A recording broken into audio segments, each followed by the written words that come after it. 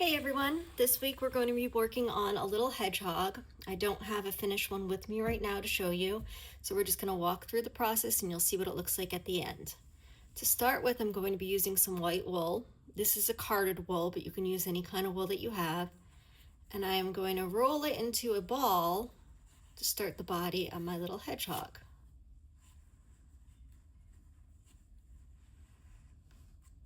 And what you're going to want to do is you're just going to needle felt it until you get a nice secure ball. When I do this, I make sure that I move it around continuously. I'm always working at it from different angles because I want to make sure that needle felts up evenly. If you have a tool that can hold 2 or 3 needles, personally I like 2, you can use it for this project pretty easily.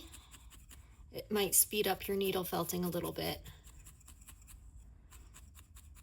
I will say though, even though this can go a little faster, I usually like to use the single handle tools for most of my projects. It's just my preference. Sometimes I find that it works even a little bit faster. I usually have a couple different needles that I work with. So right now, these are all spiral needles. They're just slightly different gauges of needle. I have thinner ones and I have thicker ones.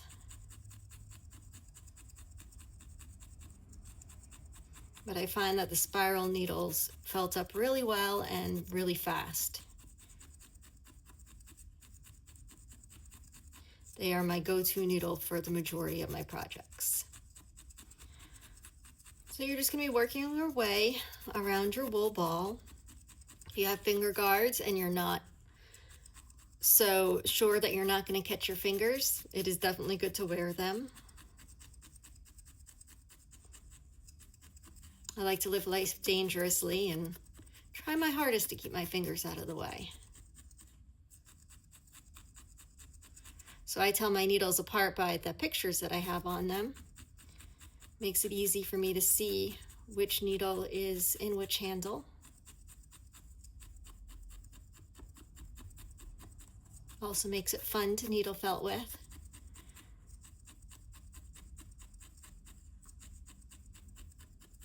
Kind of elevates my needle felting game. I do have them available on my Etsy shop if you are interested in checking them out and seeing a little bit more about them. But really, any old needle and any old handle will do for this. It is better to use a handle than just a needle because it'll protect your hands. You won't be straining your fingers as hard. So in the long run, it is better to use some kind of handle than just the plain needle.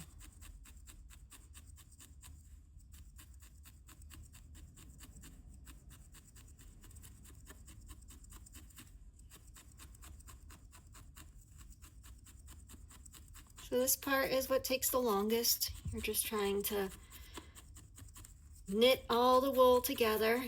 You want to make a somewhat firm ball. If you get behind me at any point, you can pause this and catch up. If you move faster than me, great. Just skip ahead.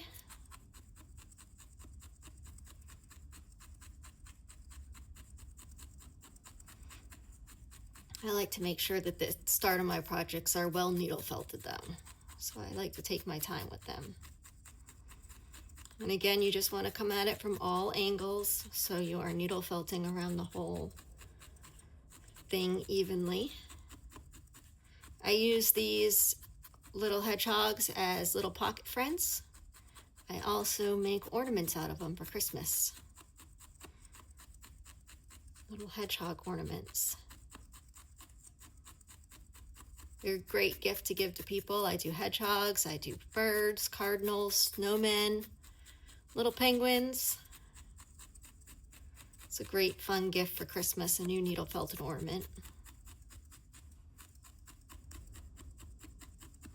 They're on the smaller side, so it takes a little less time to work them up, which is nice. In between my bigger animal projects, I can do a couple of these small ones.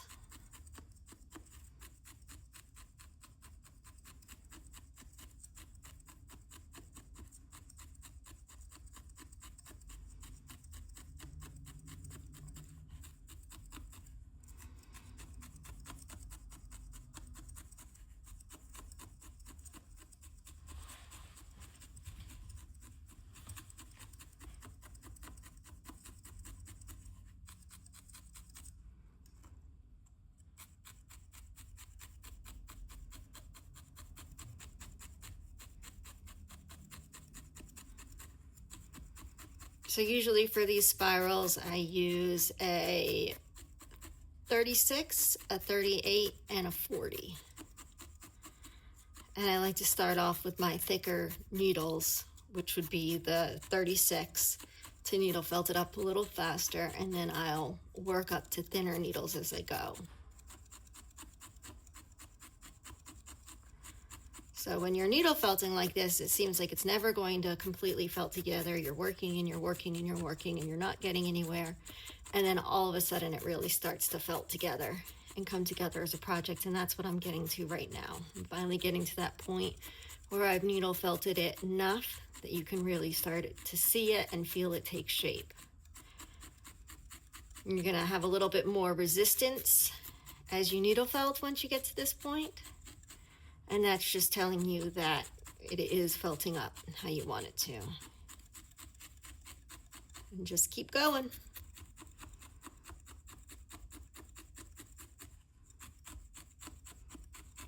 These little ornaments are also a great beginner project, a great way to start needle felting three-dimensional sculptures. They're not too big, so they don't take too long. They're fun. And the components are really pretty easy. It's easy to put together.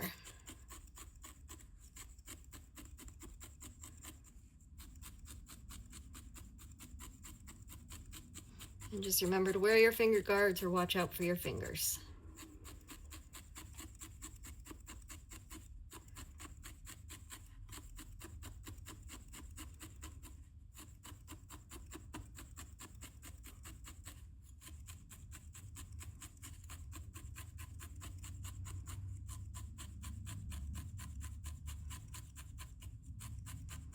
You can start to hear the difference too as it starts to felt up more. You'll get a louder tisk, tisk, tisk as you're putting your needle through. And you can really start to see how we went from a rather fluffy piece of wood to wool to a more compact one. All right, so this is not completely needle felted, but it's enough to move on to the next stage. You can see it's got some firmness to it. What I'm going to do now is I'm going to wrap what would be the fur, the spines of the hedgehog around it, and then I'm going to keep needle felting. So for this one, I'm using kind of a dark brownish color. It's got some white throughout it. I think this color is called Badger when I get it at Cupid Falls Farms. They have a really great variety of animal colored wool that I like to use for a lot of these projects. And they sell in bulk, which is nice. I'd say Cupid Falls Farms, Mohair and More on Etsy. Cupid Falls Farms is on both Etsy and they have their own website if you want to buy large quantities. Mohair and More on Etsy and Gray Fox Felting are three of the places that I get most of my wool from. I get most of this Corriedale wool. It's a little bit rougher, a little bit kinkier. It felts up a little faster for these small projects. I get most of this at Cupid Falls Farm, and then I've gotten my merino wool, which I use for my more realistic sculptures at Gray Fox Felting. But recently, I've been ordering from Mohair and More too, and I've really liked their wool. It's really good quality. It's a full amount that you order, and it works really well for all projects.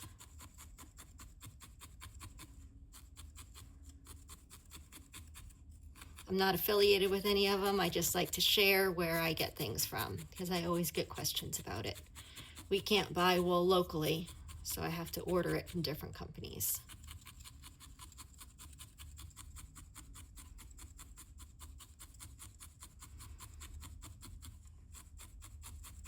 So you can see how I'm creating this back around where this hedgehog is. That would be his spines. And I'm just going to work around, leaving the white for the body. Decided I want my body to be a little bit smaller, so I'm just going around and adding a little bit more of this to keep it closer. There. This is actually how I make pocket avocados too. I just make them out of grain wool in the dark brown, and then I put a little face on them. Also, always a fun little project and a little gift.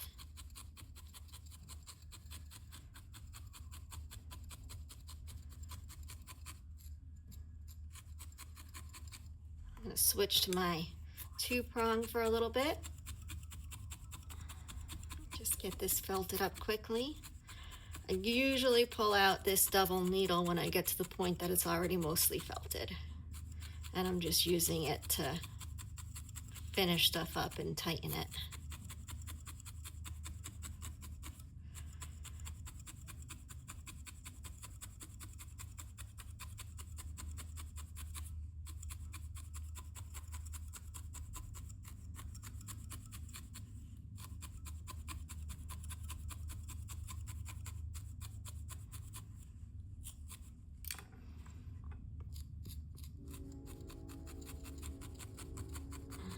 And I like to make sure I have a nice clean edge where my colors meet.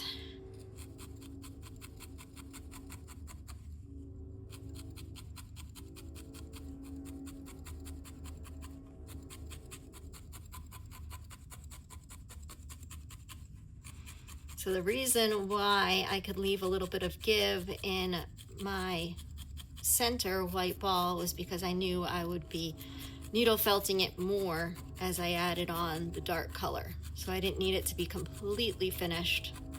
I would just needle felt through the whole thing at this point. If you're working on a project where you're adding multiple colors and multiple layers, you do not need to make sure that the first inside piece is completely felted, because it will continue to felt up as you add your colors to it. You want it to be firm enough that you can add the colors easily, but not so hard that when you start to needle felt that new color on, it starts to disintegrate because you felted it too much.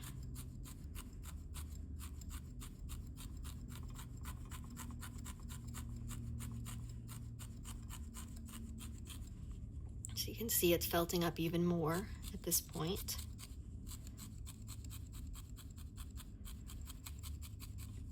Now we're going to add our details to our hedgehog. So the first thing I'm going to do is the nose.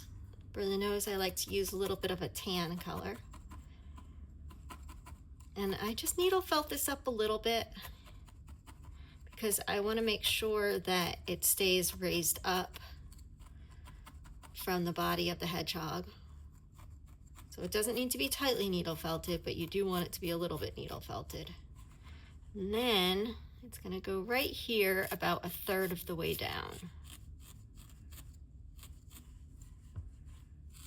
And you're just going to want to make sure that you keep a little bit of that nose over your white, so you don't want it completely needle felted down.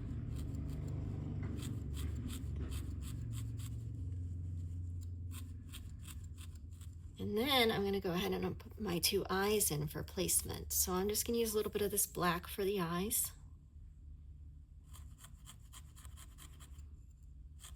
And I do a little bit of an oval shape. I get one of them in place. And then I'll go ahead and I'll add the other one. And I like to not needle felt the one all the way in until I've placed the second one, because if I decide that I don't like the placement of them, I can move them still. But I think that that's pretty good. So now I'm just going to needle felt these eyes in, going for a little bit of a thinner needle. It just gets easier at this point to use the thinner needle.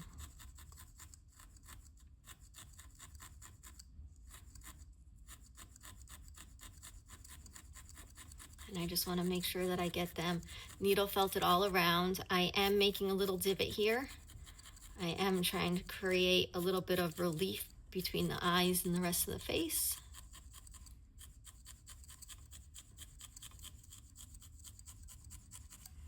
Okay.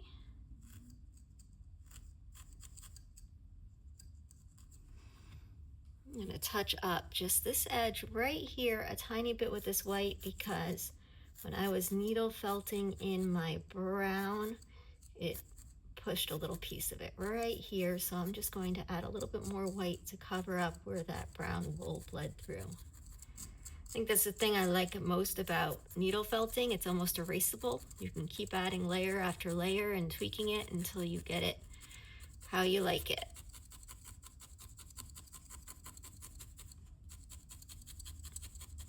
And I'll just be touching up the entire thing as I go with this thinner needle, just to smooth everything out.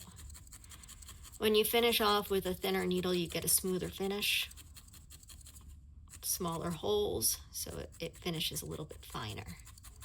All right, so now we're gonna move on to our pink. We're gonna do some little feet. So I like to roll the pink up. And again, just like the nose, I'm going to needle felt it up a little bit.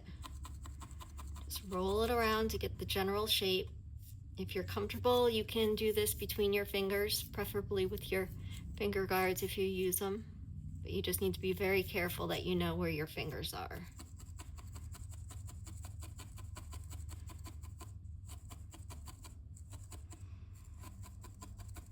Between gardening, baking, and needle felting, I have calluses pretty much all along my fingers, which help protect them. I tend to use my nails a lot too, as a buffer when I'm needle felting. So we'll do the second one.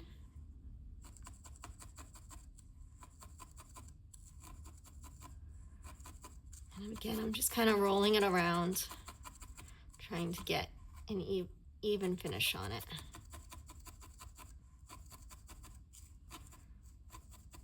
So once you have two little balls that are about the same size, you're going to needle felt them on to the bottom of your little hedgehog. So I do it a little bit over to the side because I'm going to leave a little bit of white in between.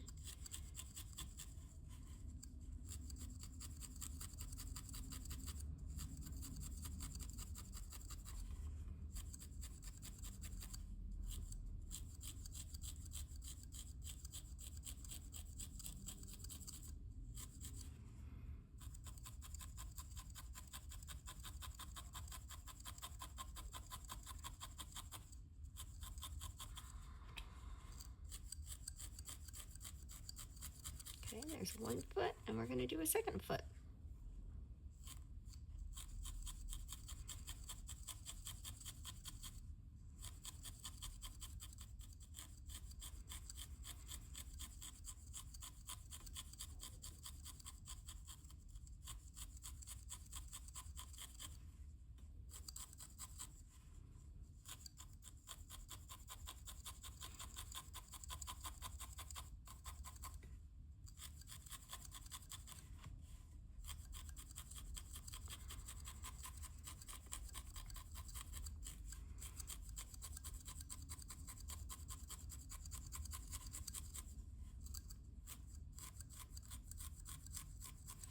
And we're going to add a little bit of pink for the nose. Right on the tip, right here, give him a little pink nose.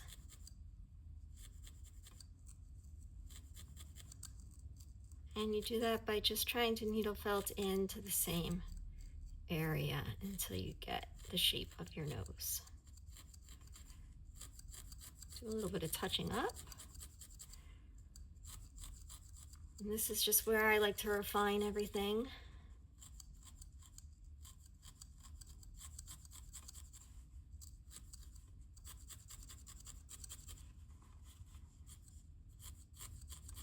And we're going to add just a teeny tiny bit of white in the eyes. It breaks up that black.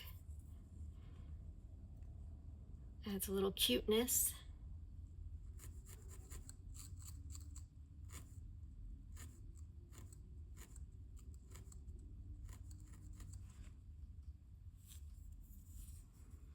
And do the same on the other side. I usually roll it up a little bit into a ball.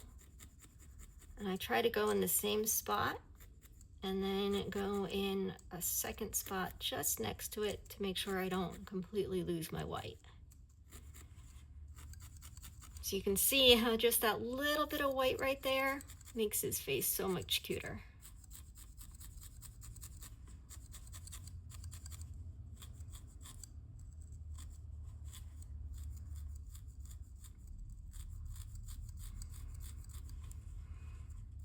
Now, just make sure it's all felted up.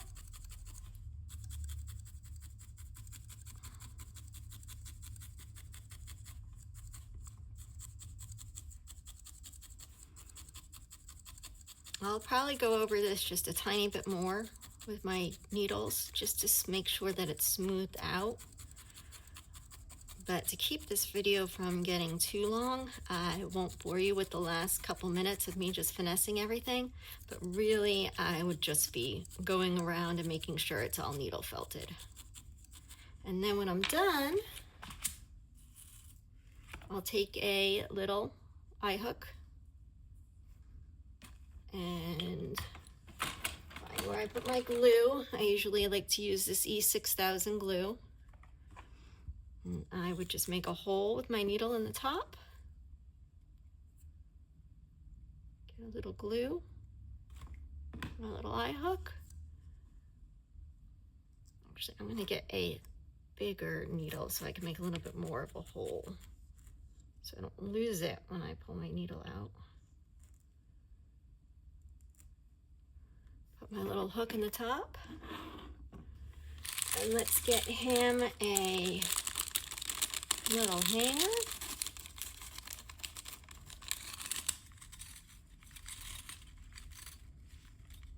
They are always all stuck together. And you can see he's ready to be hung as a little ornament. Let me know if you try it and what you think.